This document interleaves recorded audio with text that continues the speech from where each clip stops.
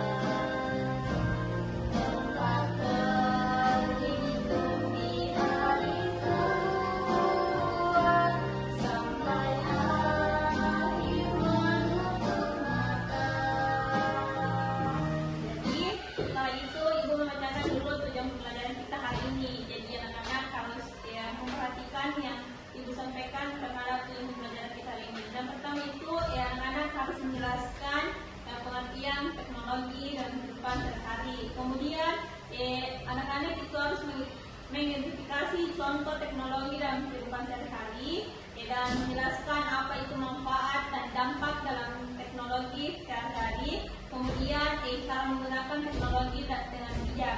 Nah, jadi pengertian dari teknologi itu sendiri adalah teknologi segala sesuatu, alat atau metode yang dapat digunakan untuk menyampaikan atau diciptakan manusia untuk mempermudah kehidupan. Nah, di mana contoh teknologi itu ada banyak. Yang pertama itu smartphone atau handphone. Di mana smartphone ini digunakan untuk berkomunikasi dan mencari informasi yang jauh. Kemudian ada internet. Nah, internet ini digunakan untuk belajar atau hiburan. Terus ada transportasi online. Kemudian itu ada peralatan rumah tangga, di mana contohnya itu ada rice cooker, mesin cuci, kipas angin, blender, dan lain-lain sebagainya. Terus yang terakhir itu ada media sosial yang digunakan oleh semua manusia yang ada di muka bumi ini. Terus manfaat teknologi itu saja. Yang pertama itu mempermudah pekerjaan seseorang. Kemudian menghemat waktu dan energi dan juga tenaga. Kemudian mempercepat waktu atau mempercepat komunikasi seseorang, dan kemudian membantu proses belajar mengajar. Dan adapun dampak negatifnya itu teknologi ketika kita tidak bijak dalam melakukannya, yaitu kecanduan dalam memainkan handphone. Kemudian itu kurangnya interaksi sosial, dan terus adanya penyebaran hoaks dan juga gangguan kesehatan seperti mata, faktor tubuh. Dan juga di mana cara menggunakan teknologi secara bijak itu yaitu mengatur waktu untuk menggunakan handphone tersebut, di mana kita membatasi waktu untuk menggunakan handphone tersebut, dan juga pada saat mempergunakan handphone itu kita harus bijak memperlakukannya. Contohnya menonton dengan hal-hal yang baik, bukan hal-hal yang tidak senonoh. Kemudian menggunakan untuk hal yang positif. Contohnya itu digunakan untuk mencari informasi yang baik, digunakan untuk belajar, dan digunakan dengan hal-hal yang baik atau yang positif. Kemudian itu tidak menyebarkan informasi yang hoax atau informasi yang dimana informasi ini belum jelas apakah benar atau tidak. Dan juga kita harus menjaga etika dalam berinternet atau menjaga etika dalam beretika. Terus itu ada metode pembelajaran, di mana metode kita hari ini yaitu ceramah, tanya jawab, dan juga berdiskusi. Jadi untuk yang pertama materi kita hari ini, Ibu akan memutar terkait teknologi dalam kehidupan sehari-hari kita. Untuk anak-anak silakan simak materi yang baik.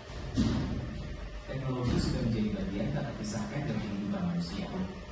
Tanpa kita sadari, hampir semua aktivitas kita sekarang melibatkan teknologi, dari bangun tidur sampai tidur lagi. Perkembangan teknologi tidak hanya terjadi di bidang komputer atau gadget saja. Saat ini, teknologi hadir dalam berbagai bentuk dan fungsi, mulai dari alat rumah tangga pintar, aplikasi pendidikan, kendaraan listrik, hingga layanan kesehatan digital. Semua itu dirancang untuk mempermudah hidup manusia, mempercepat pekerjaan, dan meningkatkan kualitas hidup. Ada 4 teknologi dalam kehidupan sehari-hari.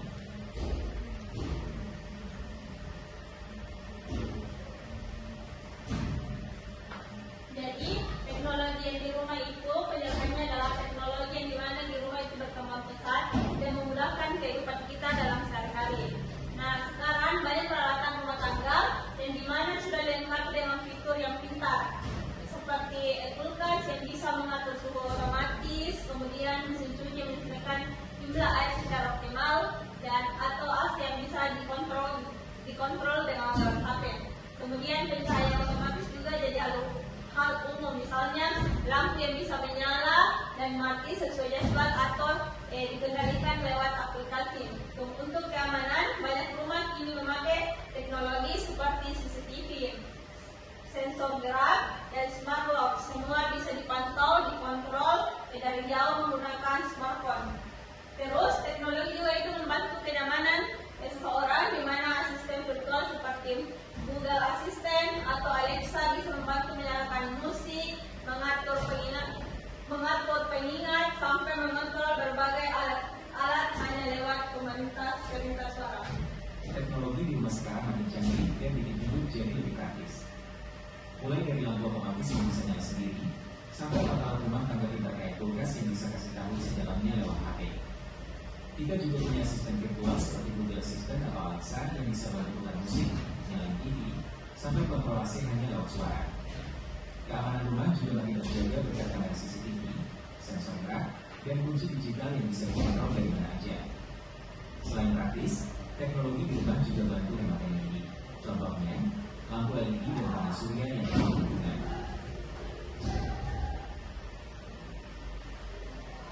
Kemudian teknologi dunia pendidikan. Nah, di sini teknologi dunia pendidikan itu membawa perubahan yang sangat besar dalam dunia pendidikan. Sekarang banyak proses pembelajaran yang tidak lagi terbatas di ruang kelas. Berkat teknologi, siswa dan guru bisa belajar dan mengajar dari di mana saja dan kapan saja. Salah satu contoh yang paling umum adalah pembelajaran daring atau online learning, di mana dengan platform seperti Google Classroom, Zoom, atau model pembelajaran yang bisa dilakukan secara virtual, materi, tugas, dan ujian pun bisa diakses secara digital. Terus banyak beragam aplikasi dalam kegiatan pembelajaran. Soal gadget atau media sosial aja. Di dunia pendidikan, teknologi sudah jadi bagian penting yang bikin proses belajar jadi lebih mudah, fleksibel, dan menarik. Contohnya, sekarang kita bisa belajar dari mana aja pakai aplikasi kayak Google Classroom, Zoom, atau Moodle. Dan juga pakai HP atau laptop, itu udah bisa ikut kelas, kerjaan tugas, bahkan ujian secara online. Belajar juga lebih seru karena banyak media interaktif.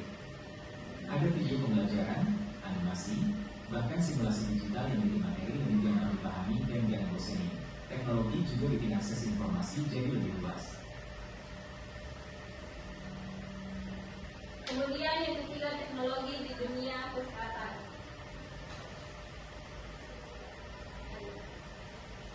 Nah, teknologi di dunia kesehatan itu saja di mana membawa perubahan yang sangat besar dalam dunia kesehatan, di mana saat ini proses pemeriksaan, pengobatan, bahkan pencegahan penyakit bisa dilakukan secara secara cepat, akurat, dan efisien berkat bantuan teknologi. Salah satu contohnya itu paling terlihat adalah alat medis yang canggih seperti CT scan, MRI, dan robot bedah, di mana teknologi ini membantu dokter untuk mendiagnosis penyakit secara lebih detail dan juga melakukan tindakan medis dengan tingkat presisi yang tinggi. Teknologi tidak cuma bikin hidup jadi praktis, tapi juga menyelamatkan nyawa. Di dunia kesehatan, teknologi berkembang pesat dan bantu dokter serta pasien dalam banyak hal. Contohnya, sekarang ada alat medis canggih seperti CT scan, MRI, sampai robot bedah. Alat ini bikin proses diagnosa jadi lebih cepat dan akurat, bahkan bisa bantu operasi dengan tingkat presisi tinggi. Terus, kamu pasti pernah dengar tentang telemedicine ini, kan? Ya, sekarang kita bisa konsultasi sama dokter langsung dari rumah lewat video call atau aplikasi. Gak perlu ngantri di rumah sakit, apalagi kalau lagi sakit ringan atau tinggal di daerah terpencil. Teknologi juga bantu banget dalam mengelola data pasien. Semua jadi serba digital, mulai dari rekam medis, jadwal periksa, sampai hasil lab. Jadi dokter bisa akses data lebih cepat dan pelayanan jadi makin efisien.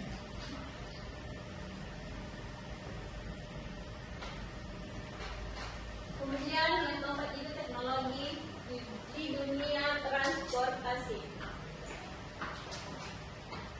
Nah, di mana teknologi di dunia transportasi ini saja adalah di mana yang dapat menerapkan ilmu pengetahuan dan teknik untuk menciptakan alat dan sistem yang digunakan untuk memindahkan orang atau barang dari satu tempat ke tempat lain secara efisien, cepat, dan aman. Terus, peran teknologi itu saja dalam transportasi di mana dapat mengefisienkan waktu perjalanan jadi lebih cepat, kemudian dan tepat waktu. Terus ada keamanan dan kenyamanan di mana orang-orang dan sistem mengendalikan otomatis dan sensor keselamatan dengan keamanan. Kemudian ada pengurangan polusi di mana lewat pengembangan kendaraan listrik dan bahan bakar alternatif. Kemudian yang terakhir ada otomatis dan digitalisasi seperti tiket digital, sistem pemesanan online dan kendaraan tanpa sopir. Transportasi merupakan bagian penting dalam kehidupan manusia, memungkinkan pergerakan orang dan barang dari satu tempat ke tempat lain. Baik anak-anak, sudah dipahami terkait teknologi dalam kehidupan sehari-hari kita. Jadi, jika anak sudah memahami apa itu teknologi, macam-macam teknologi, jenis-jenis teknologi, manfaat teknologi, bagaimana cara digunakan teknologi tersebut, ibu akan kasih PR di rumah untuk latihan kepada anak-anak terkait pemahaman anak-anak terkait teknologi dalam kehidupan sehari-hari. Nah, silakan dicatat apa saja soal yang dikasih oleh ibu. Yang pertama itu ada soalnya apa yang dimaksud dengan teknologi. Kemudian yang kedua itu sebutkan 3 contoh teknologi di rumah. Jadi itu saja soal dari ibu, 2 nomor saja dan anak-anak kerjakan di rumah dan dikumpul minggu depan. Nah, itu tadi perjumpaan kita kali ini dan ibu simpulkan bahwa dari pembelajaran kita hari ini dapat menyimpulkan bahwa teknologi adalah segala sesuatu yang diciptakan untuk manusia untuk mempermudah di kehidupannya. Kemudian dalam kehidupan sehari-hari kita sangat dekat dengan teknologi seperti smartphone, internet, dan berbagai alat elektronik lainnya. Kemudian teknologi itu saja memberikan banyak hal atau banyak manfaat seperti mempermudah pekerjaan orang lain, mempercepat komunikasi, dan membantu proses belajar mengajar. Nah, namun di sisi lain tersebut, penggunaan teknologi juga yang berlebihan dapat menimbulkan dampak negatif seperti kecanduan gadget dan berkurangnya interaksi sosial. Nah, oleh karena itu kita sebagai pengguna elektronik harus bijak dalam menggunakan teknologi, yaitu dengan memanfaatkan untuk hal-hal positif saja. Semoga setelah pembelajaran kita hari ini anak-anak dapat memahami dan juga dapat menggunakan teknologi dengan bijak dan bermanfaat bagi diri sendiri maupun bagi orang lain.